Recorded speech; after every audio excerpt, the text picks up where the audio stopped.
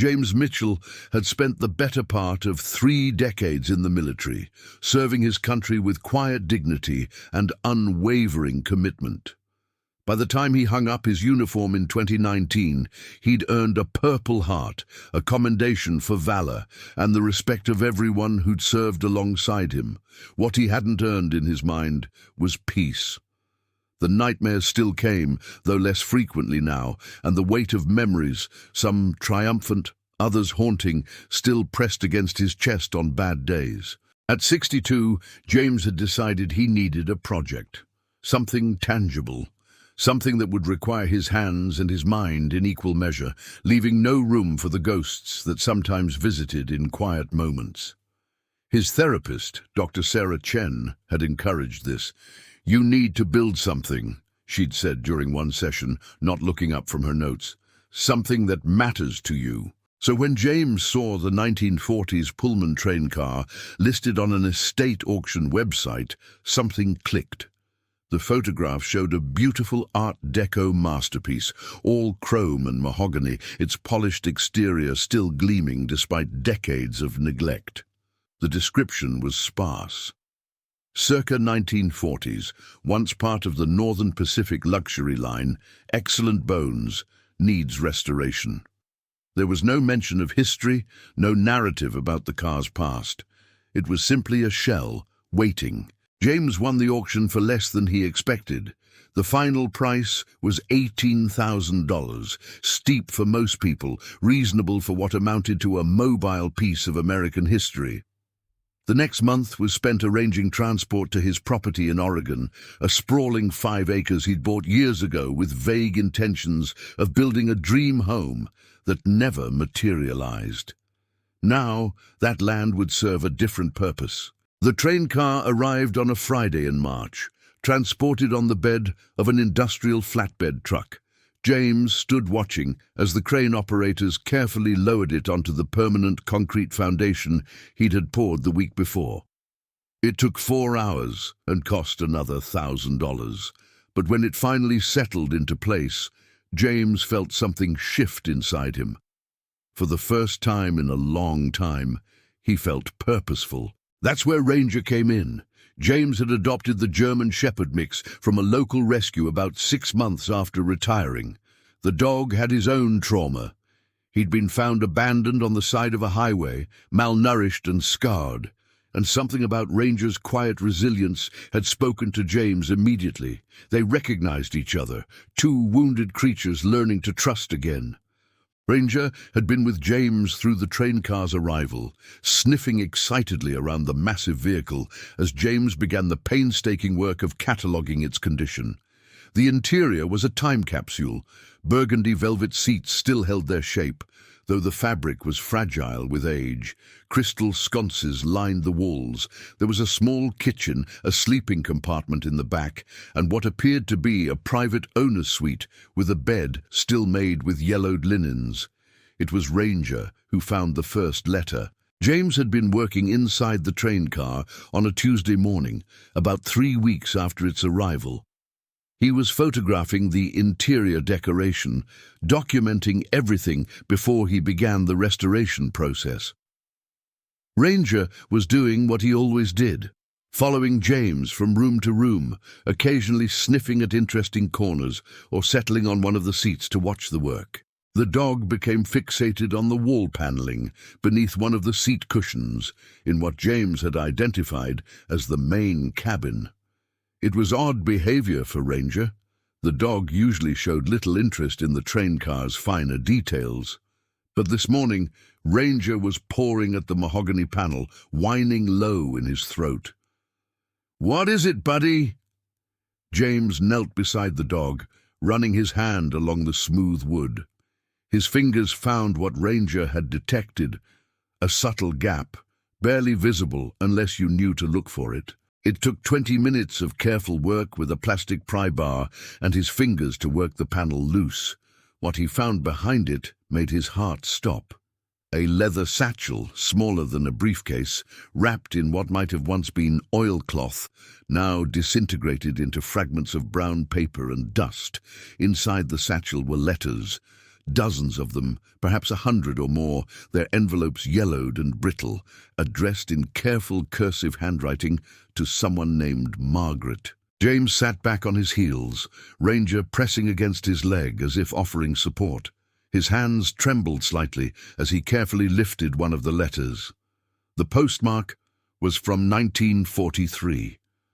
The return address read, James Crawford, Northern Pacific Railway Company, private correspondent, care of Executive Car 47. The universe, it seemed, had just handed James something far more significant than a train car needing restoration. James spent that entire week reading the letters, barely leaving the train car, except to let Ranger outside and to grab coffee and sandwiches. He'd spread them out carefully on the main cabin table, arranging them in chronological order, though it took time to assemble the sequence. Some envelopes bore dates, others had none. But the content made the timeline clear enough. The first letter was dated March 15th, 1943, written in a careful, educated hand. My dearest Margaret, I hope this finds you well. I can only imagine how this news must distress you, receiving this letter in the way you have. Mother promised she would deliver it only if I didn't return by summer, and God willing that won't be necessary. But if you're reading this, then I've made the choice I've been wrestling with for months. I cannot ask you to wait for someone who may never come home. We both know what the casualty rates are. I won't condemn you to a lifetime of uncertainty, of being a war widow in spirit if not in name. This train car has been my refuge and my office for 6 months now, and it's been the only place where I could think clearly enough to write this. What I want to tell you is this. I love you. I have since that day at the library when you looked up from your book and smiled at something you'd read, as if the world held small jokes just for you. I love you not as a future promise, but as a present fact. That cannot change, no matter what happens. I'm asking you to promise me something. Be happy. Find someone who can give you the certainty I cannot. And know that wherever I am, whatever becomes of me, the months we had together have been the truest part of my life. With all my love, James C. James read it twice, then sat back. His name was James. He'd bought a train car belonging to a James Crawford. The synchronicity felt almost impossible to ignore, though he knew logically it was just coincidence, wasn't it? Over the following weeks, a story emerged from the letters. James Crawford had been a 28-year-old executive for the Northern Pacific Railway Company in 1942, responsible for maintaining the fleet of luxury passenger cars. He'd met Margaret Thornton at the Seattle Public Library in early 1942. She was a librarian, intelligent and spirited, with a laugh that made him forget about the war news playing on every radio. Their courtship was brief and intense. In the letters, Crawford poured out his heart with an eloquence that James found both beautiful and devastating. He wrote about their conversations, their walks along Puget Sound, the day Margaret first said she loved him. He wrote about the war, about the guilt he felt remaining stateside while men were dying overseas, about his eventual decision to enlist despite his reserved occupation status. But the letters also revealed something more complex. As 1943 turned into 1944, a second thread emerged in Crawford's writing. He'd become involved in something at the railway company, something he couldn't fully explain in letters because they might be intercepted, but something that troubled him deeply. I've learned things this week that have made me question everything, Crawford wrote in August 1943. Men I've respected have revealed themselves to be something other than what I believed. There are movements afoot, conversations happening in corners of this company that don't sit right with me. I don't have proof yet, but I'm trying to find it. If I do, I don't know what I'll do with it, but I know I must do something. James found this passage particularly arresting, and he read the surrounding letters carefully, trying to piece together what Crawford had discovered. The references were oblique. Names replaced with initials, occasions described only as the matter I mentioned, Events referenced only as what we discussed that day you visited the car. But slowly, an alarming picture emerged. The Northern Pacific Railway Company, it appeared, had been facilitating something illegal. There were hints about money moving through the system, about shipments being rerouted, about executives making decisions that violated both company policy and federal law. More troublingly, there were references to connections with certain political groups with increasingly fascistic leanings as the 1940s progressed. In one letter from November 1943, Crawford wrote, "I found the documents today, Margaret. I wish I hadn't, but I did, and now I can't unknown them. The extent of it is larger than I'd feared. These men don't just have their fingers in illegal commerce. They're actively sympathetic to forces that should be our enemies. How can they claim patriotism while doing what they're doing? How can the company allow it? I'm keeping copies of the evidence. I'm not sure why yet. Perhaps I'm a fool. Perhaps I should burn them and pretend I never saw anything. But I remember what you said that day about how small acts of courage are what sustain civilization when it's under threat. I'm not brave, Margaret, but perhaps I can be that small." By Christmas 1943, Crawford's letters had taken on a different character. He wrote less about his emotions and more about his actions. He'd begun documenting evidence, photographing documents, gathering what he called insurance. He'd made contact with someone, the letters only referred to him as the Colonel, who appeared to be with some form of government investigation. Then, in a letter dated January 10th, 1944, everything changed. "I'm being transferred. They've reassigned me to a position in Los Angeles, ostensibly a promotion, but I'm certain it's because they suspect I know something. I haven't told them that I do. The Colonel has all the evidence now. He says it's sufficient. He says there will be arrests. He says my involvement will remain confidential unless I choose otherwise. I've made my choice. I'm going to testify. When this is over, when the dust settles, I'm going to come home and I'm going to ask you to marry me. If you'll have me. If you can forgive me for leaving, for fighting, for taking so long to figure out how to live. Wait for me, Margaret. Not forever. I won't ask that of you. But until you know for certain that I won't be coming back. And if I do come back, I want you to be the first person I see." James found the last letter carefully preserved in an inner envelope, marked with a single date in what appeared to be Margaret's handwriting, February 14th, 1944. Crawford's final words were simple: "I love you. I always will." The next morning, James did something he hadn't done in years. He called his therapist's emergency line. "Dr. Chen, I need to talk to someone," he said when she called him back. "I don't think I'm having a crisis, exactly. But I've discovered something that's pulled at something inside me, and I need to understand what I'm supposed to do about it." He explained about the train car, the letters, James Crawford, Margaret Thornton. As he talked, he realized how improbable it all sounded. The coincidence of names, the timing, the way Ranger had found the letters. But Dr. Chen listened without interrupting, and when he finished, she was quiet for a moment. "James, you were drawn to that train car for a reason," she said. "Maybe not the reason you thought at the time, but a reason nonetheless. You've been given a gift, a story, a mystery, a piece of history that was hidden away. What matters now is what you do with it." "But what am I supposed to do?" James asked. "These letters are 80 years old. Crawford and Thornton, I need to know what happened to them." "Then find out," Dr. Chen said simply. "That's your project now."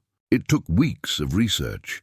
James brought the letters to a local university's history department, where a professor specializing in World War II eagerly agreed to help him investigate. She provided him with context. In 1944, there had indeed been a significant FBI investigation into fascist sympathizers within American corporations, many of them connected to America First Committee members and their associates. Several high-profile arrests had been made, though many cases remained sealed or classified. Through university connections and patient archival work, they discovered newspaper articles from 1944 describing indictments of several Northern Pacific Railway Company executives on charges of facilitating money transfers to foreign entities with fascist affiliations. The articles didn't name Crawford as a witness, but they noted that cooperation from an anonymous company insider had been critical to the investigation. But finding out what happened to James Crawford himself proved harder. There were no records of him enlisting after 1943. There was no marriage record for a James Crawford and Margaret Thornton. There were no obituaries or death notices in Seattle newspapers. It was a genealogy hobbyist on an amateur history forum, responding to James's carefully worded post, who finally provided the breakthrough. That name combination, Crawford and Northern Pacific, rang a bell, the woman had written. My grandmother used to tell stories about a cousin who worked for the railroad. She said he disappeared during the war. No one ever knew what happened to him. There was a scandal of some kind, she said, but she didn't know the details. The genealogy hobbyist, her name was Patricia, shared what little she knew. The Crawford family was from Portland. James Crawford had one sibling, a younger sister named Eleanor. Eleanor had lived until 1998. She had 3 children, all living. It took another month and careful communication through the genealogy site, but James eventually connected with Michael Crawford, Eleanor Crawford's oldest son, who lived in California. When James finally called him, Michael answered on the second ring. I was wondering when someone would find me, Michael said, which was not at all what James expected to hear. Over the course of a long phone conversation, then a video call, Michael shared his family's story. His mother, Eleanor, had always known something about her brother James that no one else did. He had, Eleanor told her children, made contact with her just once after the war through an intermediary. He couldn't say where he was or what he was doing, but he wanted her to know he was alive, and he wanted her to tell Margaret Thornton that he was thinking of her. But by then, it was too late. Margaret Thornton, never knowing James's fate, had married another man in 1945. She'd lived a full life, had 3 children, grandchildren, a successful career. She'd passed away in 1989, still married to the man she'd met after the war. Michael said his mother had always wondered if her brother had ever known. The funny thing, Michael said, is that I think he did know. Mom believed that James Crawford had found a new identity after the war. She thought he might have become someone else, someone living a quiet life, never revealing what he'd done or who he'd been. She said it was the only way he could stay safe. There were people who weren't happy about his testimony. James felt tears on his face, real hot tears, as Michael spoke. He thought about Crawford, giving up everything, his identity, his love, his past, to do what he believed was right. He thought about the lengths people go to in order to survive, in order to protect others. I have something you might want, Michael said. After Mom passed, we found a box in her closet with some old photographs. One of them shows James in his railway uniform. He's young, happy. There's writing on the back in my mother's handwriting. It says, Jimmy at the good time before everything changed. I don't know if you want it, but I think maybe it belongs with the letters. I do want it, James said. I very much do. The photograph arrived 2 weeks later, carefully protected in an archival sleeve. James Crawford at 28, in his railway company uniform, standing in front of Executive Car 47, the train car now sitting in James's Oregon property. His expression was open, hopeful, unaware of the choices and sacrifices that awaited him. James framed the photograph and hung it in the train car's main cabin, facing the window that looked out over the Oregon property.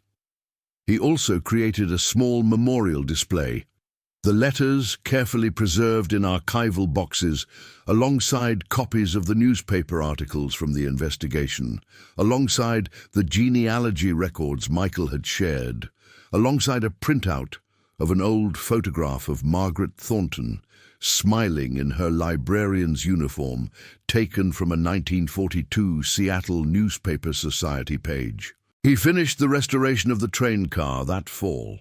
He worked slowly and carefully, keeping as much of the original as possible, repairing only what was damaged beyond preservation. He had a small bronze plaque installed near the entrance. Executive Car 47, Northern Pacific Railway Company, restored 2024, in memory of those who chose conscience over comfort. Ranger spent most of that fall in the train car as well, and James sometimes thought the dog understood, in whatever way dogs understand, that they'd found something important together. When the restoration was complete, James opened the train car for tours twice a month. He invited historians, railway enthusiasts, curious neighbors, but he always told the same story, the story of a man named James Crawford who'd loved a woman named Margaret, who'd witnessed something wrong and chosen to act, who'd paid the price for that courage with everything he had. We don't often think about the ordinary people who did extraordinary things during wartime, James would say, standing in the main cabin with visitors gathered around him. We think about the soldiers, the statesmen, the generals. But there were millions of small choices being made by ordinary people. This man made one of those choices. I'm glad his story didn't disappear. One afternoon, as James was closing up the train car after a tour, Ranger seemed to lead him back to the wall panel where the letters had been found.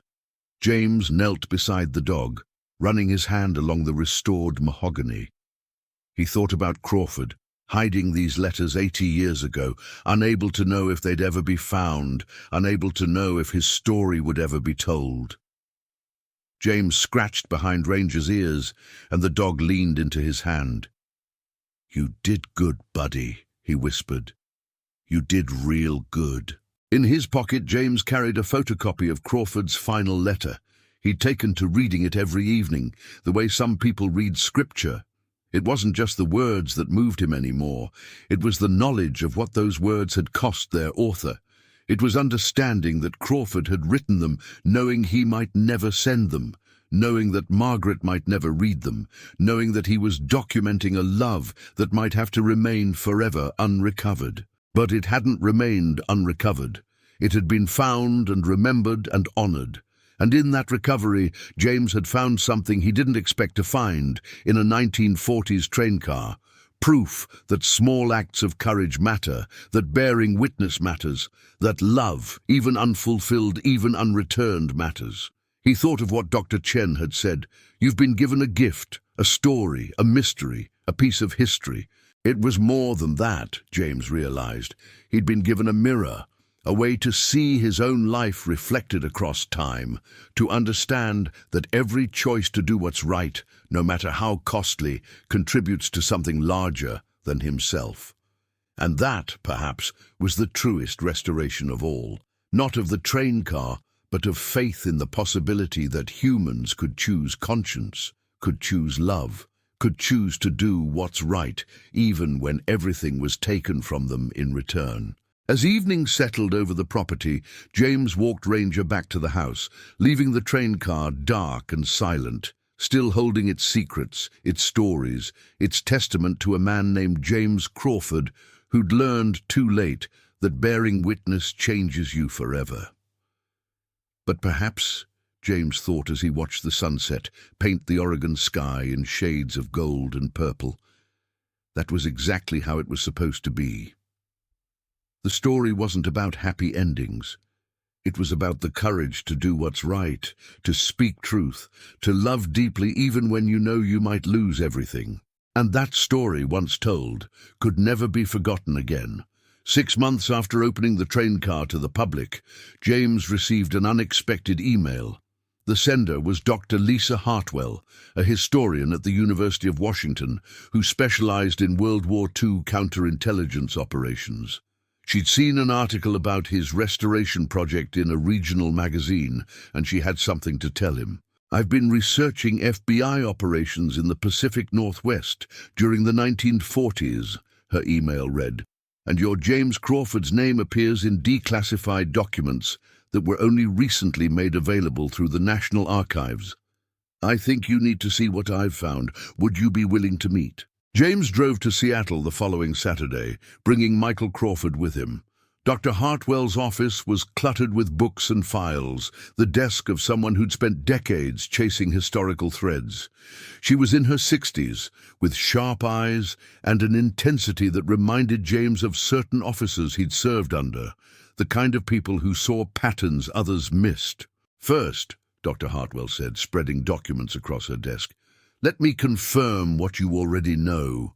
James Crawford did testify against Northern Pacific executives in 1944.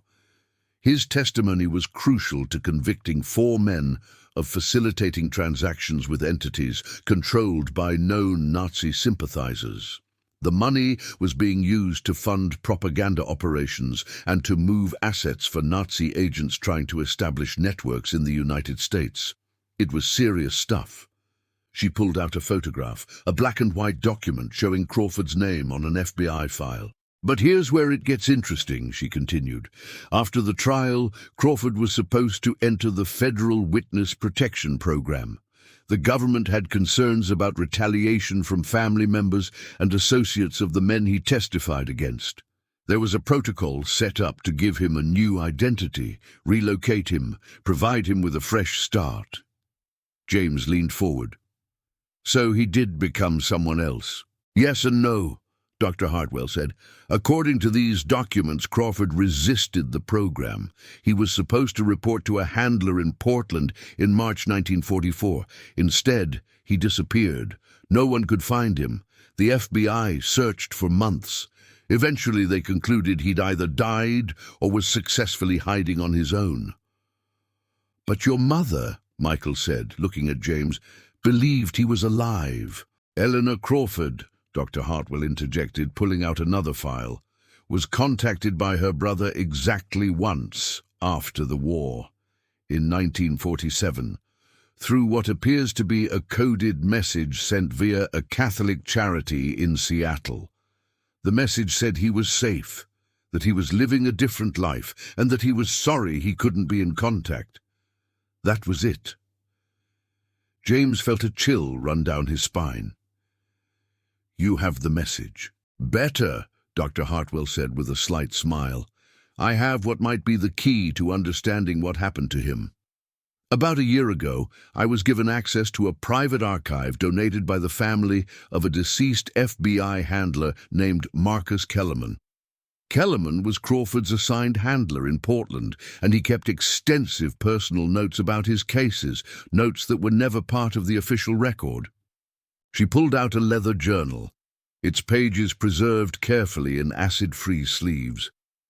"Kellerman died in 1978, and his daughter only recently donated his papers. I found something in here that I think you need to read."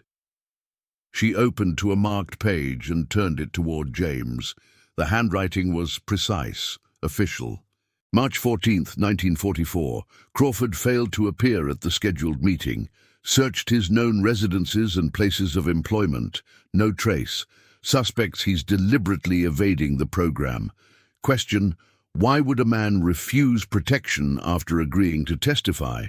Possibilities: 1. He's running from the program for reasons unknown. 2. He knows something more than what he testified to. 3. Something has frightened him beyond what we can protect him from. I have a theory. During the trial preparation, Crawford mentioned a woman, Margaret Thornton, the librarian. He was deeply attached to her. When I advised him that his disappearance was part of the witness protection protocol and he might never be able to contact her again, I saw something break in him. Is it possible he's attempting to contact her? Is it possible he's planning something I don't understand?" Dr. Hartwell turned the page. March 28th, 1944, breakthrough. "I was reviewing photographs from the trial, and I noticed something. In one photo taken in the courthouse hallway, Crawford is standing with a Catholic priest, Father Thomas Moretti of Sacred Heart Cathedral in Seattle. They're shaking hands. Nothing remarkable except that Moretti's name has appeared twice in unrelated investigations into underground networks helping European refugees escape. Interesting. Contacted Father Moretti. He's reluctant to speak, but admits that Crawford came to him in March, asking about assistance, leaving the country.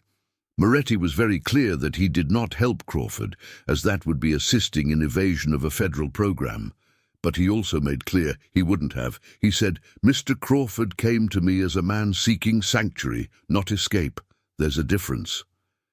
James set down the journal. He was trying to leave the country. "Not exactly," Dr. Hartwell said. "According to what I found in Kellerman's later notes, Crawford wasn't trying to leave the country so much as he was trying to escape the life he was being assigned. Kellerman eventually figured it out. Crawford hadn't refused protection. He'd refused the protection being offered. He wanted something different." She turned to another passage in the journal. April 15th, 1944. Spoke with Kellerman's superior, Special Agent Robert Dennison. He confirmed my suspicion. Crawford made contact through an intermediary 4 days ago. He's agreed to enter the program, but on his own terms. He wants to be relocated not to a major city where he might run into associates or enemies, but to a small community in British Columbia near the American border. He wants to become a school teacher. He wants a life of quiet service, away from the machinery of business and corruption that he witnessed. Dennison authorized it. The official record will show Crawford disappeared and was presumed dead or in voluntary hiding. The truth is that Crawford chose a new life voluntarily. He's essentially becoming a ghost, alive but erased from his own history. I'll never see him again. I'll never know if he found peace. That's the thing about witness protection that haunts me. You help people disappear into better lives, but you can never know if they actually found what they were looking for. James felt Michael's hand on his shoulder. His friend was crying quietly. "He's alive," Michael whispered. "All these years he was alive." "More than that," Dr. Hartwell said gently. "I've done some research into small communities in British Columbia from 1944 onward. I found a record of a Thomas James Anderson, which uses Crawford's first names in reversed order, who began teaching in a small school outside Prince Rupert, British Columbia, in September 1944. He lived there for 43 years, until his retirement in 1987. He was apparently beloved by his students. The local newspaper from 1987 ran a retirement piece calling him one of the most dedicated and compassionate educators this community has ever known. She pulled up a photocopy of an old newspaper article. There was a photograph, a man in his 70s with kind eyes and a gentle smile, standing in front of a small schoolhouse. The caption read, "Thomas James Anderson retires after 43 years of service to Prince Rupert Schools." James stared at the photograph. The face was different from Crawford's youthful picture, aged by decades and softened by time. But the eyes were the same eyes that had looked at Margaret Thornton with such love. "What happened to him?" James asked, "after he retired?" "I don't know," Dr. Hartwell admitted. "The records get sparse after the 1980s. He disappeared from the official record again. But I have a theory. I think he may have had contact with Margaret Thornton. Not romantically, she was married by then, had a life. But I think he may have watched her from a distance. I think he may have made sure she knew somehow that he'd lived a good life." "My mother," Michael said slowly, "said that James told her to tell Margaret he was thinking of her. But that message came in 1947. If he was in British Columbia by then—" "He was," Dr. Hartwell confirmed, "established in his new life. But he would have known about Eleanor being in contact with him through church channels. He would have seized the opportunity to send a message, even if it was indirect." James found himself standing and walking to the window. Below, Seattle spread out in the afternoon light. The city where Crawford had fallen in love with Margaret had made his choice, had decided that doing what was right mattered more than keeping his old life. "I need to find him," James said. "What do you mean?" Dr. Hartwell asked. "If there's any chance he's still alive, if there's any record, any trace, I need to find him. I need to tell him that his story matters. I need to tell him that it's not forgotten." Dr. Hartwell shook her head gently. "James, that person, Thomas Anderson, probably isn't alive anymore. He'd be well over 100 if he were, and if he lived a quiet life in British Columbia for 40 years, keeping his old identity secret, the chances of finding any information about him now—" "Then I'll find what I can," James said. "I have to try." Over the next 3 months, James became obsessed. He drove to Prince Rupert, a small coastal town that felt like the edge of the world. He visited the school where Crawford, now Anderson, had taught. He spoke to people old enough to remember him. He found a retired school administrator who remembered Thomas Anderson as the quiet man who volunteered extra hours to help struggling students. He seemed to carry some kind of sadness with him, but he transformed it into compassion.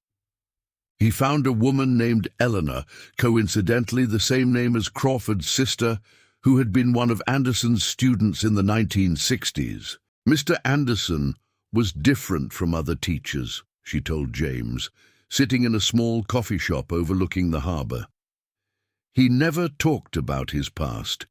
He never married, though there was something in the way he sometimes looked out the window that made you feel like he was thinking about someone far away.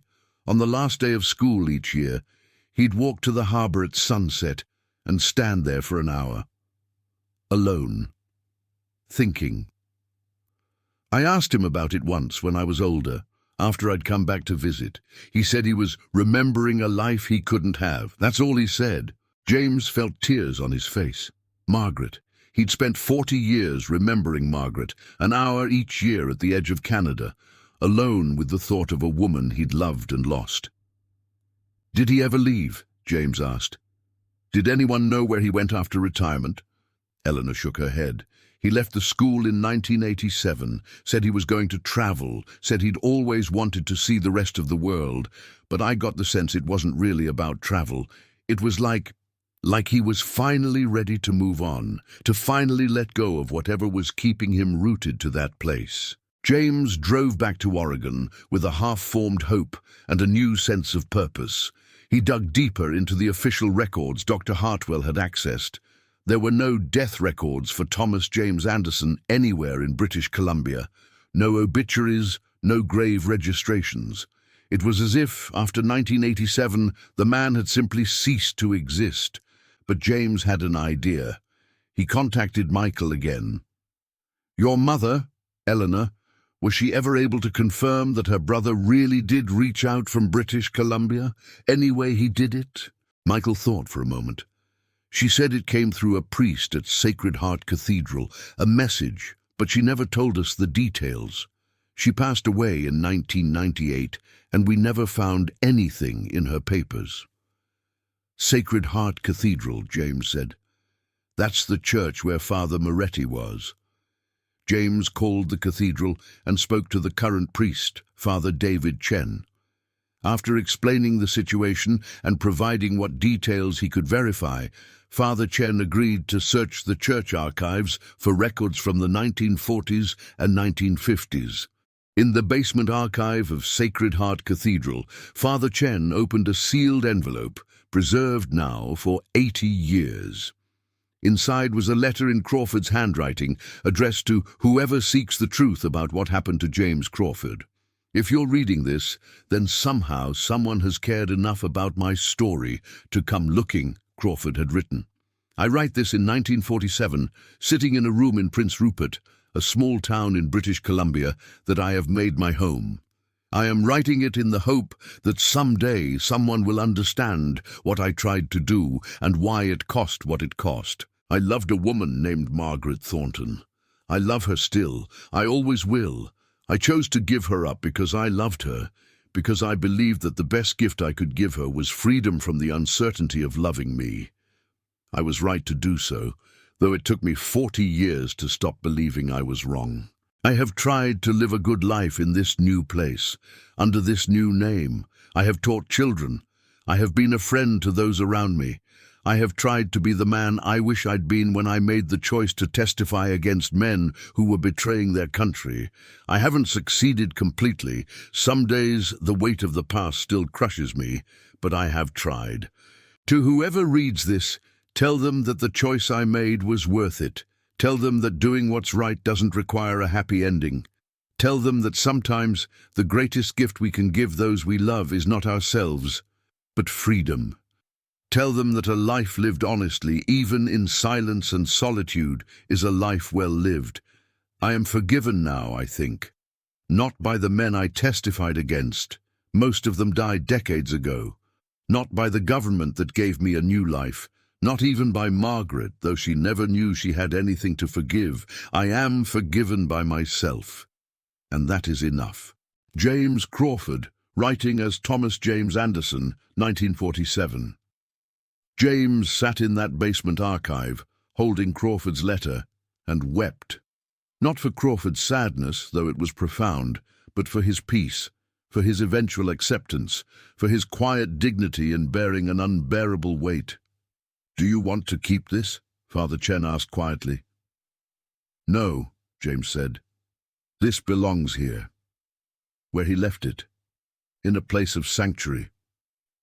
That's what he was looking for, wasn't it? A sanctuary. But he took a photograph of the letter and he brought it back to the train car. James opened the train car to the public again the following month, but this time it was different. He'd added a new section to the memorial display. Copies of the letter Crawford had left in the cathedral alongside Dr. Hartwell's research, alongside the photograph of Thomas James Anderson, the teacher, standing in front of his school in Prince Rupert. He'd also added something more personal. Using Dr. Hartwell's connections, he'd tracked down descendants of Margaret Thornton and made contact with them. They were curious about the woman who'd been loved by a ghost, and they came to the train car to see the story. Margaret's great-granddaughter was a woman named Sarah, in her 40s, intelligent and thoughtful. She stood in the train car's cabin for a long time, reading Crawford's letters, looking at his photograph, reading the account of his life in British Columbia. "Did she ever know?" Sarah asked finally. "Did Margaret ever find out what happened to him?" "I don't know," James admitted. "There's no record of her knowing, but I've often wondered if somehow she felt it. If somehow, in the way people sometimes do, she sensed that the man she'd loved was alive, was thinking of her, was remembering her with gratitude and grief and enduring affection." Sarah nodded slowly. "My great-grandmother, Margaret, she used to say something to my grandmother that never made much sense. She'd say, 'Some loves aren't meant to last forever. They're meant to teach you who you are.' I think she was talking about Crawford, even if she never knew his name." "That's beautiful," James said. "It is," Sarah agreed. She turned to look at him directly. "Thank you for finding him, for finding his story, for not letting it disappear." After Sarah left, James sat in the train car cabin and thought about gratitude. He thought about how the act of bearing witness to someone's story, of refusing to let it vanish into history, was itself an act of love. He thought about Crawford, hiding in British Columbia, spending 40 years teaching children, leaving a legacy of kindness that affected generations, all while carrying the weight of his secret. Ranger, now 12 years old and moving slowly, settled beside James on one of the restored velvet seats. "We did good, buddy," James said, scratching behind the dog's ears. "We found him, we told his story." Dr. Hartwell published a paper about Crawford's case in a respected history journal. It became part of the academic record of World War II counterintelligence operations. Historians wrote about it, students wrote papers about it.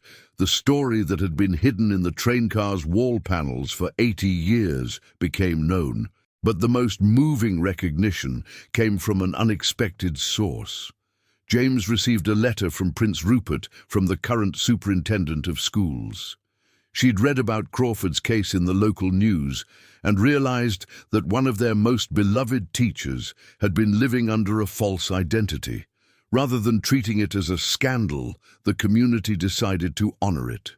"We're establishing the Thomas James Anderson Memorial Scholarship," the letter explained, "for students who demonstrate both academic excellence and moral courage. We're going to tell his story. We're going to tell them that one of our greatest educators was a man who gave up everything to do what he believed was right. We're going to teach our children that that matters." James kept that letter in a frame on the wall of the train car's memorial display. On the first anniversary of the train car opening to the public, James organized a special event. He invited historians, descendants of Margaret Thornton and James Crawford, local community members, and anyone interested in the story. Dr. Hartwell gave a talk about Crawford's life and service to the FBI investigation. Michael Crawford shared family stories about his uncle. Sarah Thornton spoke about what her great-grandmother Margaret might have thought if she'd known the truth. And James stood in the train car, surrounded by all these people who'd come to honor the memory of a man who'd tried to live with integrity, and he told the story. He told it not as a tragedy, though it was tragic. He told it as a testament. James Crawford was faced with a choice, James said, standing in front of the wall panels where the letters had been hidden. He could have been silent. He could have ignored what he knew was wrong. He could have gone along with the corruption he discovered. He could have looked the other way, as so many people do. Instead, he spoke, and that choice cost him everything: his identity, his future, the love of his life. He paused, and the room was silent. But he got something in return. He got to live a life that was true. He got to teach. He got to help children grow up to be honest people. He got to be the kind of person that decades later a small community in Canada would decide to honor. His life wasn't a tragedy. It was a triumph. It just didn't look like the kind of triumph the world usually celebrates. As people filed through the train car after the event, James noticed something he hadn't expected. Many of them were crying. Not sad tears, but the kind that come when you witness something true, something that reminds you of what humans are capable of when they choose conscience over comfort. An elderly woman approached him at the end of the evening. She introduced herself as Margaret's granddaughter. "I just wanted to say," she said, "that I think my great-grandmother would have been proud of this acknowledgement. She had a good life, a happy life, with the man she married. But I always got the sense that part of her was waiting. Part of her was always thinking about that young man from the railway. I'm glad he got to have a good life too. I'm glad he found peace." James thought about that long after everyone had left. He thought about the parallel lives Crawford and Margaret had led, both going on, both building lives, both happy in some ways, both carrying the weight of what might have been, but also both finding meaning, both finding purpose, both living with integrity and care. "That's what the letters really show," James told Dr. Hartwell during one of their regular conversations about the case. "They're not really about the drama or the mystery. They're about a man trying to figure out how to do the right thing and how to let go of what he couldn't have. They're about choosing to love someone by setting them free."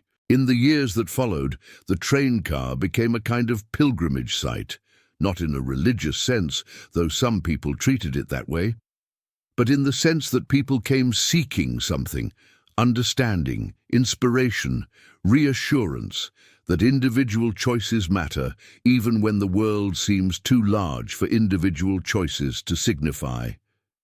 James continued to give tours, though as he grew older, Michael Crawford sometimes helped him. They told the story together, the young businessman and the old veteran, united by the ghost of a man who'd touched both their families across time and distance. And in the cabin of the train car, with the afternoon light streaming through the windows, Crawford's photograph sat on the wall, his young face smiling from 1942, before everything changed.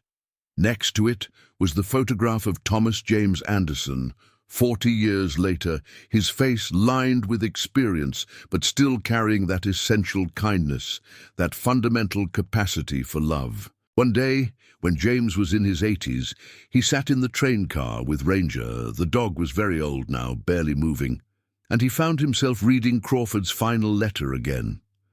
The words seemed different now, weighted with different meaning.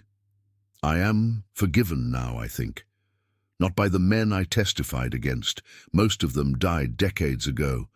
Not by the government that gave me a new life, not even by Margaret, though she never knew she had anything to forgive.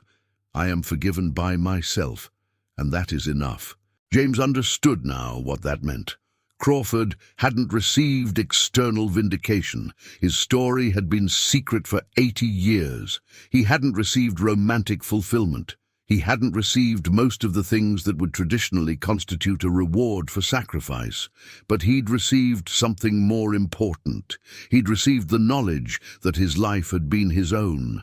He'd made choices, hard choices, and he'd lived with the consequences of those choices with grace and compassion.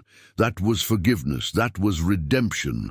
James realized he was thinking about his own life, the pain of his military service, the PTSD that still visited him on bad days, the way the world sometimes felt too large, too brutal, too indifferent for individual kindness to matter. But Crawford's story showed him something different. It showed him that individual kindness did matter, that it mattered tremendously, that the small choice to bear witness, to tell the truth, to act with integrity, these things echoed forward through time, affecting people the original actor could never have imagined. That night, James wrote his own letter, not for public consumption, but for Michael and whoever might come after, whoever might one day restore this train car if James wasn't able to maintain it himself.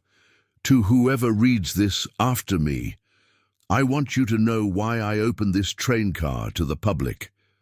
It wasn't for fame or recognition. It was because I needed to understand that the choices I made, the way I tried to serve, the struggles I carried, that it all meant something. James Crawford showed me that. He taught me through the distance of 80 years and through the finding of his hidden letters that a life lived with integrity is never wasted, that love expressed, even if it can't be fulfilled, is never wasted, that bearing witness to wrong and refusing to remain silent is never wasted. If you're reading this, and if the train car still stands, then you know that I found what I was looking for. I found redemption. I found peace. And I found it in the story of a man I never met, a man who'd already found it himself. Keep the story alive. Tell people about James Crawford. Tell them about Margaret Thornton. Tell them about the choices that cost everything but were worth it. Tell them that small acts of integrity matter. Tell them that love never dies, even when it can't be expressed. Tell them that the world changes, slowly and incrementally, through the accumulated weight of people choosing to do what's right. Tell them it matters. James Mitchell, veteran. He sealed the letter and placed it in an envelope, and he put it in the same place where Crawford's letters had been hidden. Not sealed in the wall, but simply placed carefully in an archival box, clearly visible, clearly waiting to be found. Ranger died that winter, quietly and peacefully in his sleep. James buried him under an oak tree that overlooked the train car, and he placed a small stone there with the dog's name and the years of his life. He found what was lost, James had inscribed on the stone. He brought it back to light. In the spring, when James was 85 years old, Dr. Hartwell called him with news. She'd received a communication from a man in Vancouver, now in his 90s, who claimed to be a former student of Thomas James Anderson. The man had read about Crawford's case and wanted to share something. "What is it?" James asked. "Mr. Anderson did go on a journey after he retired," Dr. Hartwell explained. "According to this man, Anderson visited Seattle in 1989. Specifically, he visited the Seattle Public Library, the same library where he'd met Margaret Thornton 50 years before. He spent a day there looking at the building, sitting in the reading room. Then he left and was never heard from again." James felt something complete inside him. Crawford had gone back. At the end of his life, after spending 50 years making peace with his choices, he'd gone back to the place where it all began.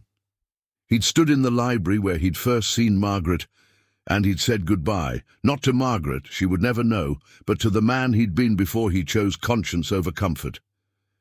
He forgave himself, James said aloud. What? Dr. Hartwell asked. Crawford. At the very end, he went back to the beginning and forgave himself. He let go of the life he couldn't have and accepted the life he did have.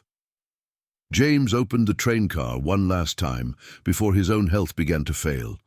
He invited everyone he could think of, historians, students, family members of Crawford and Thornton, the community that had come to care about the story. They filled the train car's cabin, standing in the space where a man had hidden his heartbreak 80 years before. This is the last time I'll give a formal tour, James told them, but I want you to know that this story will continue. It will be documented. It will be preserved, and someday someone else will stand here and tell it again. Because stories like this, stories about the hard choices, the sacrifices, the way humans try to do what's right, even when it costs them everything, these stories are the foundation of who we are as a people. He placed his hand on the wall where the letters had been found. Thank you, James Crawford, for hiding these here. Thank you for living with honor. Thank you for showing us what it means to choose what's right over what's easy. And then he stepped back and let others move forward to read the letters, to see the photographs, to touch the physical evidence of a life that had mattered, even in its silence, even in its sacrifice, even in its final letting go. The train car still stands on James Mitchell's property in Oregon. Michael Crawford oversees its care now, and his children after him. Every year, on the anniversary of when the letters were discovered, a small group gathers there. They read Crawford's words. They remember Margaret Thornton. They honor the choice that changed nothing on the surface and changed everything underneath. And somewhere in the space between what was and what might have been, in the gap between James Crawford and Thomas James Anderson, in the distance between Margaret's two lives, there is a kind of peace. The peace of a story told, of a truth honored, of a man's sacrifice finally acknowledged. The train car holds that peace like a vessel holds water.